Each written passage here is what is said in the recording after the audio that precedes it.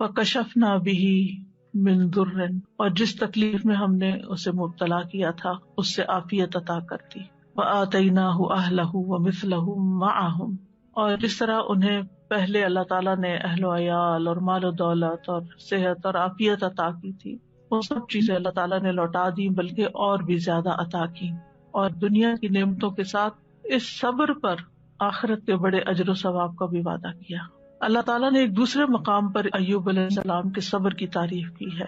انا وجدناہ صابرا نعم العبد انہ اواب، بے شک ہم نے اسے صابر پایا. اللہ نے گواہی دے دی کہ وہ صبر کرنے والے تھے. ہم صبر بھی کرتے تو بعض اوقات ایسی تکلیف میں ہوتے ہیں کہ سوچتے ہیں پتہ نہیں یہ بھی صبر ہے یا نہیں، یعنی ہمارا صبر بھی صبر ہے یا نہیں، اس میں بھی ڈاؤٹ ہو جاتا ہے. تو اللہ سبحانہ وتعالیٰ نے ان کے صبر کو مان لیا کہ صابر ہیں. نعم العبد، کتنا اچھا بندہ.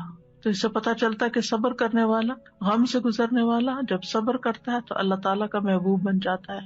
اور ساتھ ہی یقیناً وہ بہت رجوع کرنے والا تھا. یعنی اس کا یہ مطلب نہیں کہ پہلی دفعہ وہ دعا کر رہے تھے یا پہلی دفعہ وہ رب کی طرف انہوں نے رغبت کی تھی اتنے سال کی بیماری گزار کر، اور پہلے انہوں نے کبھی نہیں پکارا تھا.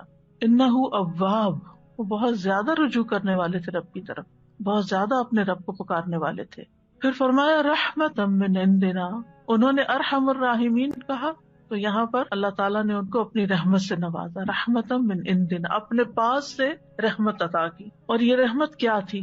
اول شدید بیماری اور تکلیف اور آزمائش کے ساتھ ان پر رحم کیا، پھر انہیں صبر کی توفیق دے کر ان پر رحم کیا، پھر دعا قبول کر کے ان پر رحم کیا، پھر دعا قبول کرنے کے بعد صحت کے ساتھ اور مال و دولت وغیرہ لوٹایا اس کے ساتھ. تو یہ سب کچھ اللہ تعالیٰ کی عظیم رحمت تھی. رحمتا من عندنا. اور پھر آپ دیکھیں کہ اس رحمت کا ایک ظاہری مینیفیسٹیشن کیا تھا.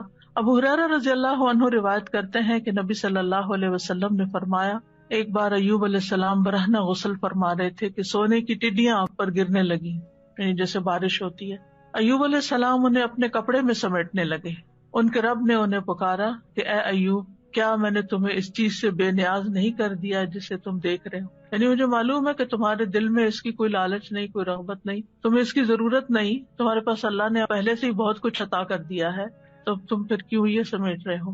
ایوب علیہ السلام نے جواب دیا، ہاں تیری بزرگی کی قسم، لیکن تیری برکت سے میرے لیے بے نیازی کیسے ممکن ہے، یعنی اس سے میں بے نیاز نہیں ہو سکتا.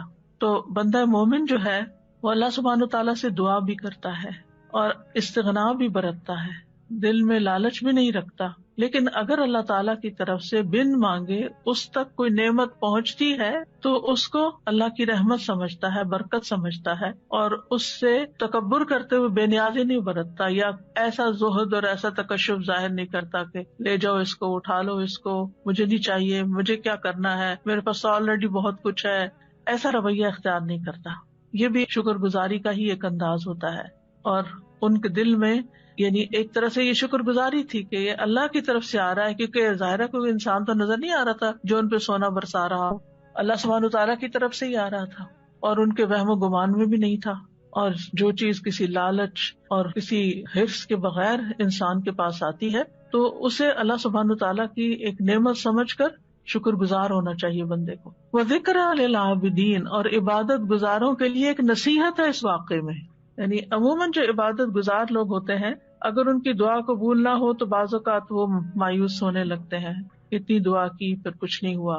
یا پھر یہ کہ بعض اوقات عبادت کی وجہ سے شیطان دل میں ایک عجیب سا خیال ڈال دیتا ہے کہ تم تو بہت نیک ہو اور تمہارا دنیا سے کیا تعلق ہو، اور انسان صرف دنیا کو کرٹیسائز ہی کرتا رہے اور دنیا کو برا بھلا ہی کہتا رہے. تو ایسا نہیں ہے، یعنی عبادت اور اللہ کی نعمت دونوں جمع بھی ہو سکتی ہیں، جیسے ایوب علیہ السلام پر جمع ہوئی تھی کہ وہ عبادت گزار تھے، اواب تھے، بہت زیادہ اپنے رب کو پکارتے تھے، اس کی طرف رجوع کرتے تھے. اور اواب جو ہوتا ہے صرف دعا نہیں کرتا بلکہ نماز اور دیگر نیک اعمال کے ساتھ اپنے رب کی طرف رجوع کرتا ہے.